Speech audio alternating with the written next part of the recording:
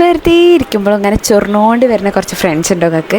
ആ ഫ്രണ്ട്സിന് ഇത് ഷെയർ ചെയ്ത് കൊടുക്കണം. നമ്മളിങ്ങനെ ഡൗൺ ആയിരിക്കുമ്പോൾ ഒറ്റപ്പെടാൻ ഇങ്ങനെ പോകുമ്പോൾ വാടാ നമുക്ക് പുറത്ത് പോകാമെന്ന് പറയുന്ന കുറച്ച് ഫ്രണ്ട്സ് ഇല്ലേ, ഓർക്കാണിത് ഷെയർ ചെയ്യേണ്ടത്. 2015 നാഷണൽ മെൻ്റൽ ഹെൽത്ത് സർവേ പ്രകാരം 10% ഓഫ് ഇന്ത്യൻ ആൾക്കാർ മെൻ്റൽ ഹെൽത്ത് റിലേറ്റഡ് ആയിട്ടുള്ള പ്രോബ്ലംസ് കാര്യങ്ങൾ ഉണ്ടായിട്ടുണ്ടായിരുന്നുള്ളൂ.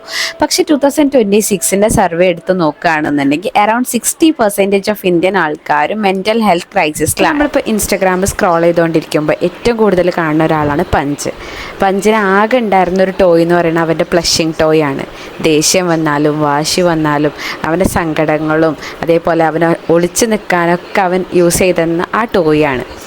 അപ്പം ഇതുപോലെ തന്നെയാണ് മനുഷ്യരും. മെൻ്റൽ ഹെൽത്ത് എന്ന് പറഞ്ഞാൽ മനുഷ്യർക്കും ഏറ്റവും വലിയ ഇമ്പോർട്ടൻ്റ് ആണ്. അപ്പോൾ എനിക്ക് പറയാനുള്ള ഒരു കാര്യം എന്താ വെച്ചാൽ, നമ്മൾ ഏറ്റവും കൂടുതൽ ഡിപ്രസ്ഡ് ആവുന്ന ഒരു സമയത്ത് ആങ്സൈറ്റി അതുപോലെ തന്നെ സ്ട്രെസ്സ് കാര്യങ്ങളൊക്കെ ഉണ്ടെന്നുണ്ടെങ്കിൽ ഒരാളോടെങ്കിലും ഷെയർ ചെയ്യാൻ നോക്കുക. നമുക്ക് ഈ ലോകത്ത് ഇത്രയും ആൾക്കാരുണ്ട്, അപ്പോൾ ഒരാളെങ്കിലും നമ്മൾ കേട്ടിരിക്കാനുണ്ടാകും, അത് ഉറപ്പാണ്.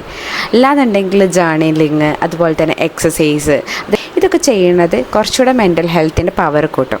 മെൻ്റൽ ഹെൽത്തിനെ വെറുതെ ഡൗൺ ആക്കണ്ട, നമ്മളുടെ മെറ്റബോളിക് റേറ്റ് നന്നായിട്ട് കുറയും. അപ്പോൾ ഓൾ ദി ബെസ്റ്റ്.